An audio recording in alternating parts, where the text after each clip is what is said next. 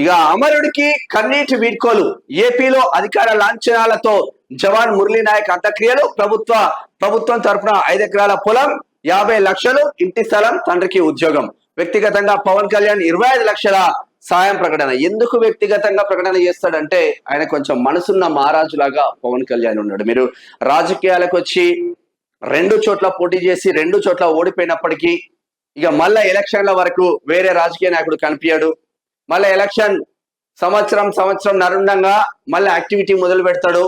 ఇక నాకు టికెట్ రావాలి ఇక్కడ, నాకు టికెట్ రావాలి అక్కడ అని యాక్టివిటీ మొదలు పెడతాడు. కానీ పవన్ కళ్యాణ్ 2 చోట్ల ఓడిపోయినప్పటికీ జనసేనను నిలబడి తెగించి కొట్లాడి అధికారంలోకి వచ్చిన పార్టీగా జనసేనకు అధికారం ఆ పవర్ ఉంది.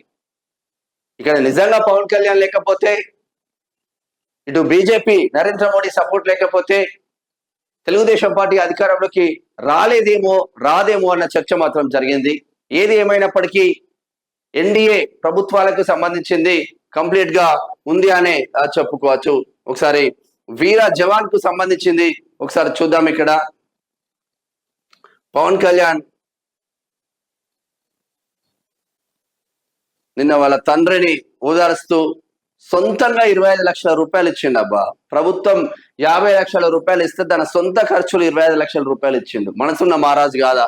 ఒక జవాన్ కోసం ఎవడున్నాడు చెప్పు ఇటువంటి రాజకీయ నాయకులు?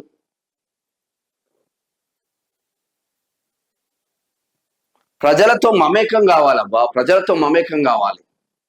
ఎవరు పోయినా ఇప్పుడు బండి సంజయ్ ఉంటాడు కేంద్ర మంత్రి కానీ ఆయన చిన్న ప్రౌఢ కూడా ఉండదు.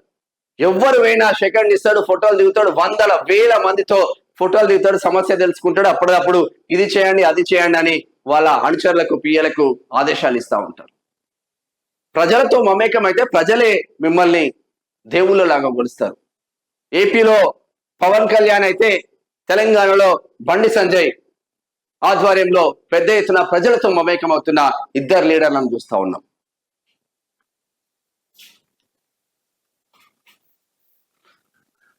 ఇక పాక్ వెన్ను విరిచిన బ్రహ్మోస్. ఇస్లామాబాద్ సమీప నూర్ ఖాన్ సహా పలు వైమానిక స్థావరాలు క్షణాల్లో ధ్వంసం. శత్రు సైన్యానికి వణుకు పుట్టించిన సూపర్ సోనిక్ క్రూజ్ క్షిపణి దెబ్బకు దిగివచ్చి కాల్పుల విరమణకు అంగీకారం అంటున్నారు.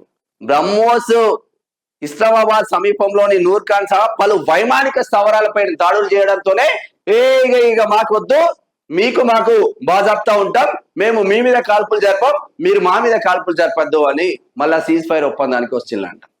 అట్లుంటది బ్రహ్మోస్ పని.